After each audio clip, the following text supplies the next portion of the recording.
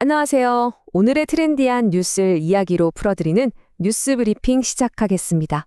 내용이 도움이 되신다면 좋아요를 눌러주세요. 영상 제작에 큰 도움이 됩니다. 자, 본격적으로 오늘 살펴볼 자료의 세계로 한번 빠져볼까요? 암호화폐 시장에서 진짜 가장 뜨겁고도 복잡한 주제죠. 2026년 현재 이더리움과 솔라나의 대결 구도를 아주 심층적으로 분석해 볼 텐데요. 오늘 이 브리핑 딱 하나만 보시면 두 거인의 팽팽한 줄다리기가 어떻게 흘러가고 있는지 머릿속에 싹 정리되실 겁니다. 일단 오늘 분석의 핵심이 되는 아주 흥미로운 질문 하나 던져볼게요. 대체 왜 솔라나는 이더리움을 완전히 압도하지 못하고 있을까요?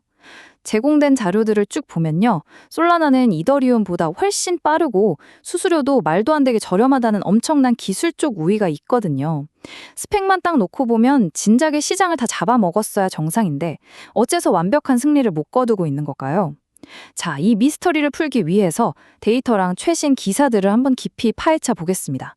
먼저 약간 충격적인 숫자부터 하나 보고 가시죠. 바로 71%입니다. 모틀리플 분석 자료에 따르면요. 솔라나는 그런 엄청난 기술적 장점들이 있는데도 불구하고 현재 2025년 1월 최고가 대비 무려 71%나 뚝 떨어진 가격에 거래되고 있어요. 아니, 속도도 엄청 빠르고 비용도 거의 공짜 수준인 네트워크인데 왜 시장은 솔라나의 가치를 이렇게 낮게 평가하고 있는 걸까요? 정말 이상하죠. 그 근본적인 이유는 두 네트워크가 애초에 밑바탕부터 깔고 가는 설계 철학 자체가 다르기 때문입니다. 쿠커인 보고서를 보면요. 이더리움은 레이어2 롤업에 의존하는 이른바 모듈형 방식을 택했어요. 쉽게 말해 메인 베이스는 보안에 빡 집중하고 복잡한 계산은 밖에서 처리해서 가져오는 거죠. 반면에 솔라나는요. 그냥 모든 걸 하나의 레이어에서 다 처리해버리겠다는 단일형 비전을 고집하고 있습니다. 하드웨어를 극한으로 최적화해서 한 바구니 안에서 최고 속도를 뽑아내겠다는 완전 상반된 전략인 거죠. 이런 뼈대부터의 차이가 결국 완전히 다른 생태계를 만들어냈습니다. 이 자료를 보시면 딱 감이 오실 텐데요. 이더리움은 절대 멈추지 않는다는 엄청난 신뢰를 바탕으로 굵직한 자본이 오가는 고가치 디파이나 기관 투자자들의 안전한 금고 역할을 꽉 잡았습니다. 반면 솔라나는 어떨까요?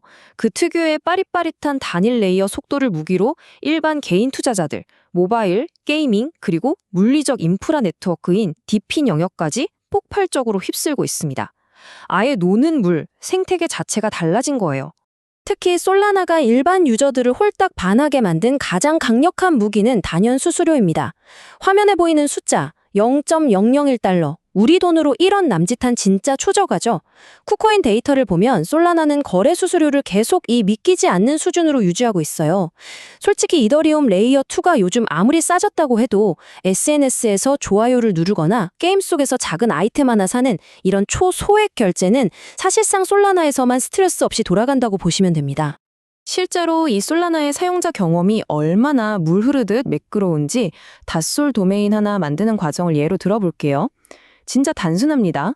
1단계 솔라나 네이밍 서비스에 접속한다. 2단계 마음에 드는 이름 고른다. 3단계 지갑 연결해서 피다 토큰으로 구매 누른다. 끝입니다. 복잡하게 자산 옮기는 브릿지를 탈 필요도 없고 가스비가 얼마나 나올지 쫄 필요도 없어요. 바로 이 엄청나게 낮은 진입 장벽이 솔라나의 진짜 핵심 경쟁력인 거죠. 자, 그럼 첫 번째 핵심 섹션, 알펜글로우, 150m초의 마법으로 넘어가 보겠습니다. 솔라나가 2026년에 이 기술적 우위를 말 그대로 쐐기를 받기 위해 준비한 진짜 비밀 무기인데요.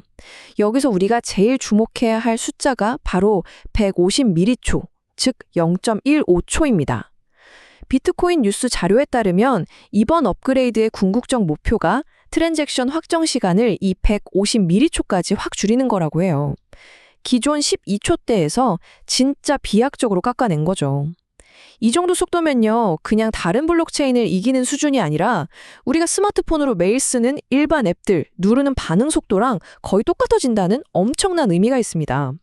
그럼 대체 알펜글로우가 어떤 마법을 부리길래 이게 가능할까요?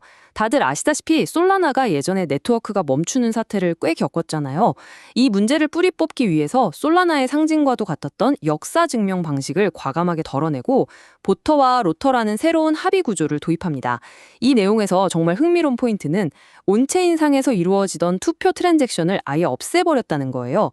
블록 공간 낭비도 막고 네트워크 구조를 엄청나게 단순화시켜버린 거죠. 다음 두 번째 섹션입니다. 숨겨진 기술적 결함에 대해 살펴볼게요. 프로토스의 심층 보도를 보면 주류 언론들은 싹 놓친 흥미로운 이면이 하나 나옵니다. 지난 5월 11일 알펜글로우 테스트넷 출시 당시예요.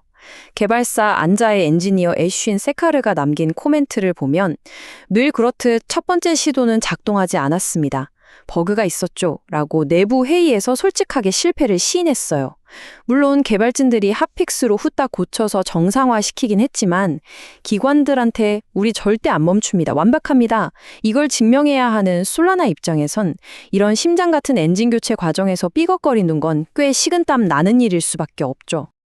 자, 세 번째 섹션. 냉혹한 시장의 현실로 넘어가 볼까요? 솔라나의 그 거대한 잠재력을 억누르는 게 솔직히 이런 기술적인 버그 하나뿐만은 아닙니다. 모틀리풀 기사에서 아주 뼈아프게 지적한 세 가지 현실적인 시장 요인들이 있어요. 첫째, 솔라나 트래픽을 하드캐리하던 밈코인 시장이 확 주저앉았습니다. 단기간에 1,500억 달러 규모에서 400억 달러로 급감해버렸죠. 둘째, 야심차게 990달러에 내놨던 사가 스마트폰, 이 모바일 우선 전략이 사실상 큰 성과를 못 냈어요.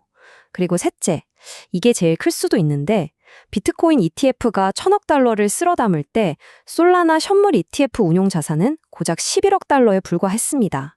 기관들의 뭉칫돈 유입이 심각하게 부진하다는 거죠. 게다가 엎친 데 덮친 격으로 새롭고 힙한 경쟁자들까지 무서운 속도로 치고 올라오고 있습니다. 비트코인 월드 보도를 볼까요? 암호화폐 씬에서 엄청 유명한 인플루언서죠. 안쌤이 파생상품 특화 레이어 1인 하이퍼 리퀴드가 최근 최고가를 찍는 걸 보면서 이거 솔라나가 폭발하기 직전인 시총 20달러 시절 같다고 극찬을 했어요. 이 말이 무슨 뜻이냐? 시장의 유동성이나 투자자들의 관심이 이제 솔라나에만 머물러 있지 않고 끊임없이 새롭고 자극적인 서사를 찾아 발빠르게 이동하고 있다는 방증인 겁니다. 자, 그럼 여기서 가장 근본적이고 중요한 질문으로 다시 돌아와 볼게요. 과연 이더리움과 솔라나, 이 두 녀석은 진짜 한 놈이 죽어야만 다른 한 놈이 사는 상호 배타적인 관계일까요? 쿠코인 자료를 보면 여기에 대해 아주 명확한 답을 내려주고 있습니다. 결론부터 말씀드리면 이 둘은 서로를 파괴하려는 게 아닙니다. 각자 완전히 다른 영역을 구축하면서 오히려 이 거대한 디지털 경제를 함께 떠받치는 상호 보완적인 미래를 그려나가고 있다는 거죠. 결국 디지털 금융의 미래는 과연 어떤 모습이 될까요? 150밀리초라는 솔라나의 그 마법 같은 속도와 미친 사용성이 대중시장의 표준으로 자리 잡게 될까요? 아니면 결코 뚫리지 않는 이더리움의 철벽 같은 보안성과 무중단 기록이 전 세계 거대 자본들의 최종 안식처로 군림하게 될까요? 정말 흥미로운 관전 포인트죠. 여러분도 이 두 거인의 행보를 계속해서 흥미롭게 지켜보시면 좋을 것 같습니다. 자, 오늘 준비한 뉴스 브리핑은 여기까지입니다. 내용이 유익하셨다면 잊지 마시고 꼭 구독과 좋아요 한 번씩 부탁드리겠습니다. 여러분의 클릭 한 번이 다음 영상 제작에 정말 큰 도움이 됩니다. 끝까지 함께 해주셔서 감사합니다.